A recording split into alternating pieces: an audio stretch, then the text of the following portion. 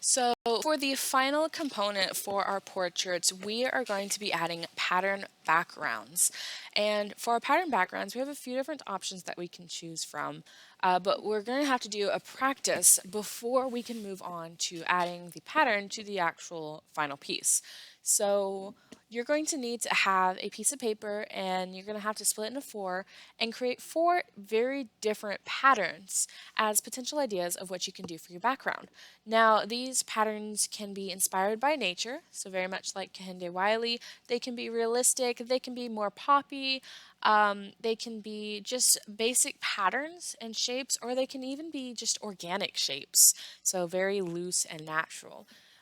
You are going to kind of work with colors and think about your color choices when you're working with your your patterns. So for example, for this one here, I decided to go with complementary colors. So the flowers are actually a pinkish red, so they're light red, but then for the background, I did kind of a darker green to make those flowers pop out more.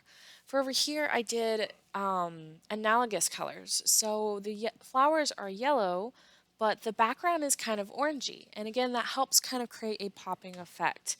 So there are different ways. There are also different ways that you can apply the paint. So this one, for example, I applied just solid bases of paint.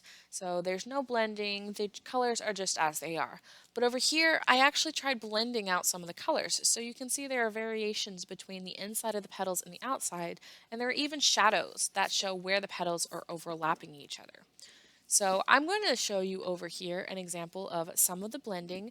Now, as you're working, you might try things and realize that they don't work. So this is an example of me working out my process. I originally wanted to do a look of oil spills, but the paint that I'm using unfortunately wasn't giving the effect. So this was one of my attempts that unfortunately didn't go so well. But that's why we're practicing, because now I know that didn't work and I can keep going. This one was a little bit better, but it's still not giving the oil spill effect that I was hoping for. But we're going to go ahead and I'm going to show you some different ways that you can layer your paints on your paper. So of course you have the standard, you can just take your paint and you can put it straight down, and that's the solid color that you have. Now I don't like this brush, so I'm going to actually move on to this one here. That's better. So that's one way. You can just have your paint pre-mixed, and if you decide, hey, I want this color to be slightly darker, you can pre-mix on your palette a little bit of darkness into that color, and then you can let that color dry on your paper, and then you're just going to go in and you're going to add that color. And there's going to be a distinction between the color you just placed and the color you placed previously.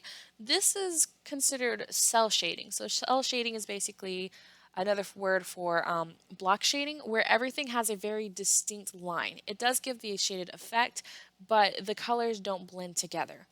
There's also the option of blending the colors. Now this one is a little bit harder to do, especially with acrylic paints. Acrylic paints, as you may know, dries very fast, and the paper that we're using here, it actually absorbs a lot of the moisture, so it dries even faster. So what I do when I know that I want to blend colors together is I actually layer on a lot of paint. So you might not be able to tell. Let me move this down a little bit so you can see it a bit better. But I just put a lot of paint on this section right here. Focus that a little bit. So it's a really thick layer of paint here. And that paint is going to stay wet for a little bit. And so what I'm going to do to make sure that I can blend is I'm going to have that thick layer of paint that's wet, and then I'm going to take more wet paint. This one is a different color, and I'm going to put it on my brush, and then I'm going to kind of put it to the side, but I'm going to slowly start introducing those colors to each other. And as I'm introducing those colors to each other, the paint that is currently on the paper is going to start mixing with the paint that is on my brush. And that is going to allow those colors to start blending together until we have a relatively decent gradient between the colors.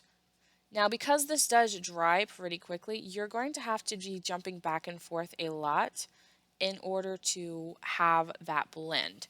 But you just keep working it and keep working with what you have, and eventually you're going to come out with a pretty solid blend here.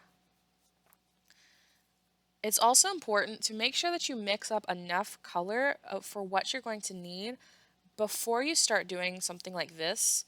It's really difficult to get back into blending after you've had to stop long enough in order to remix a group of paint. So, for example, with my flowers, I ran out of some of the really dark color, and so I had to mix that up. And by the time I mixed that up, the white had dried up, and it was really hard for me to get some of the blending that I wanted to have because of how dry the white was, and adding the white back on top, it just wasn't looking as nice as it was before.